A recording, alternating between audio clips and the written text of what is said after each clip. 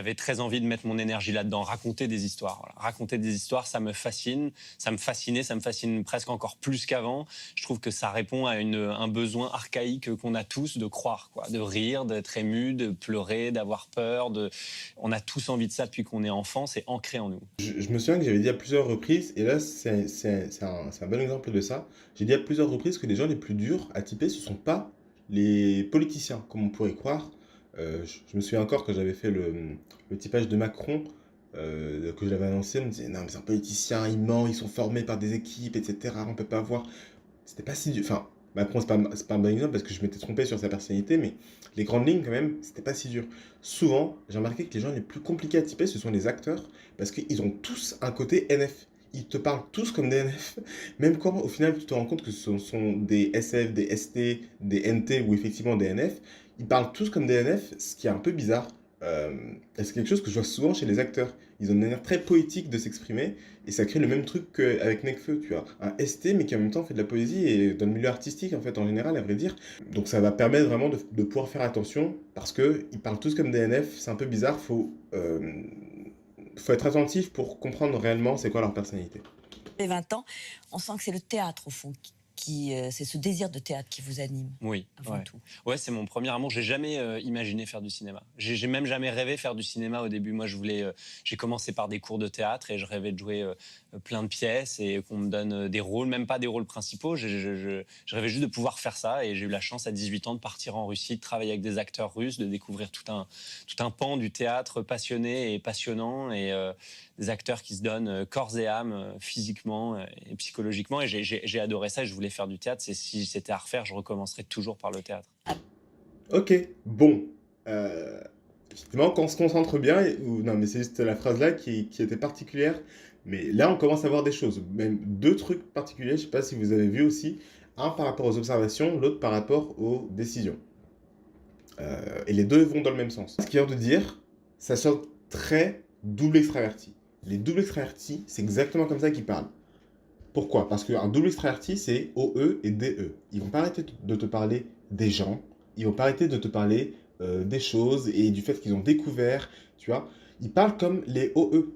On va commencer par là. Les IJ, toujours, ils ont un plan, ils ont une sorte de plan. Le côté on verra, je me suis retrouvé là par hasard, et non, c'est quelque chose qu'on entend quasi exclusivement chez les OE, et chez les EP en général même, mais chez les OE. Les OE, c'est pas de plan, on verra bien. Oh, genre, des opportunités se sont présentées, j'ai fait un voyage, machin, et du coup j'ai découvert plein de trucs, et du coup je me suis retrouvé là, j'imaginais pas, je pensais pas à ça, mais je me suis retrouvé là par hasard, tu vois. Il y a toujours ce côté-là, je sais pas, je fais juste plein de trucs, et je me suis retrouvé à un endroit, tu vois. Je n'avais rien prévu, je n'avais rien planifié. C'est tout le temps comme ça que parlent les OE. Et aussi, il n'arrête pas de te parler des gens. On m'a donné le rôle, on m'a mis à cet endroit-là, tu vois. Comme les décideurs extravertis parlent. C'est les gens qui m'ont fait, c'est les gens qui m'ont mis là, c'est les gens qui ont fait que, tu vois. Quand c'est OI et DE, on va entendre qu'ils avaient un plan, etc. Et du coup, grâce à cette personne qui m'a mis à cet endroit-là, j'ai pu aller là où je voulais aller, tu vois, ça va être le côté DE, mais j'avais une direction, ça c'est introverti, ça c'est personnel, c'est mon truc OI qui est restreint, qui est unidirectionnel, ou alors si c'est mode consomme, c'est OE, et DI, c'est je faisais plein de trucs, etc. Je me suis retrouvé là par hasard, et j'ai décidé de du coup faire ça, par rapport à ces opportunités et à cette absence de plan, moi j'ai décidé de du coup devenir cette personne-là, tu vois, et j'ai décidé de continuer ma carrière dans le cinéma. C'est pas les gens m'ont mis là, plus je me suis retrouvé là par hasard, tu vois.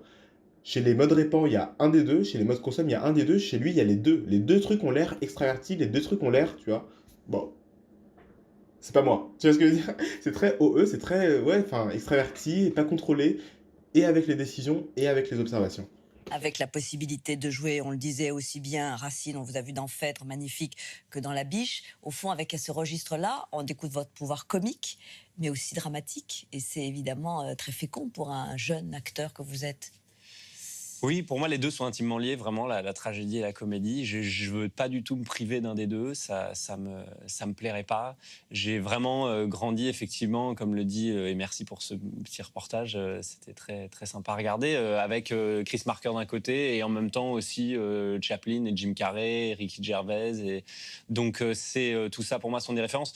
Et tu vois, aussi, il y a quelque chose qu'on voit souvent chez les DI, c'est qu'ils vont adorer, mais une personne. Souvent, les DI, ils sont in love de ouf de une personne. Moi, je parle plus si souvent que ça, à vrai dire, mais Je parlais souvent de Alpha One tout le temps, Alpha One incroyable, tu vois. Kanye West incroyable, Kanye West incroyable, tu vois. J'avais un nombre restreint de gens à qui je faisais référence tout le temps, tu vois. Et les IP sont souvent super fans, ce sont des gros fans, des grosses groupies de une star, de un truc, tu vois. Les EJ, ils ont tendance à aimer plein de gens et à voir plein de gens, tu vois, en mode waouh, putain, les gens ils sont tellement incroyables, tu vois. C'est pour ça que quand ils parlent des gens, ils sont toujours là à complimenter à mort les gens, ils ont l'impression que les gens, de manière générale, sont tous trop bien, tu vois. Parce qu'ils vont voir tous les trucs chez les gens, ils vont tous les mettre, enfin, tu vois ce que je veux dire?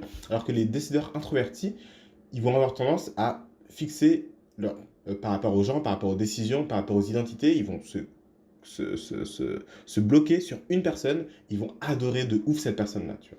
Là, encore une fois, il a encore parlé d'un truc OE, ah oui, qu'il voulait pas se fermer à des opportunités, qu'il voulait pas se fermer à certains trucs, tu vois. Il veut rester ouvert par rapport aux opportunités, par rapport aux choses, par rapport aux observations. Et il a plein d'idoles et il était fan de toutes ces références-là, de tous ces gens-là qui ont été des références pour lui. Tu vois ce que je veux dire? Ça sonne double extraverti.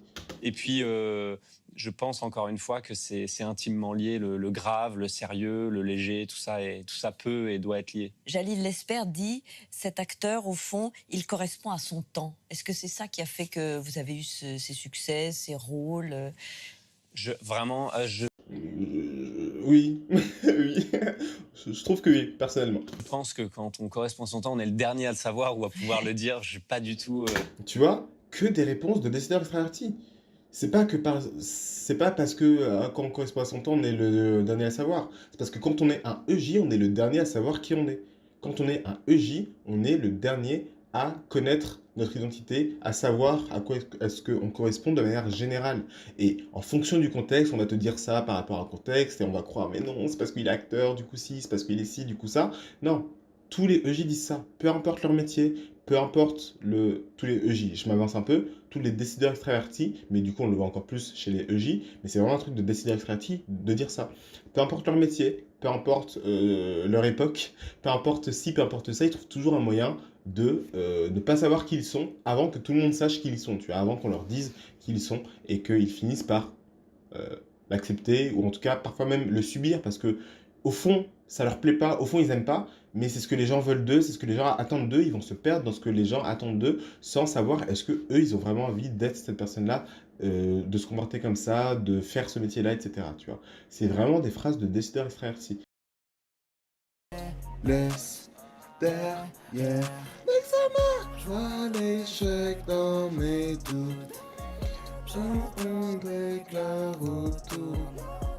J'entendrai tous les coups. Maintenant je m'en bats les couilles. C'est marrant que Squeezie chante ça. Sa décision introvertie qui ressort, décision extravertie, décision introvertie masculine qui ressort. Je vise le podium, tant pis si ça gêne. Je fais mon truc tout seul. Maintenant, je m'en bats les couilles. Tu vois, c'est le retour de flamme des décideurs extravertis qui, quand ils vont faire leur truc, c'est en mode allez tous vous faire foutre. J'en ai plus rien à foutre. Je fais mon truc. Maintenant, je pense plus qu'à moi. Tu vois. C'est marrant.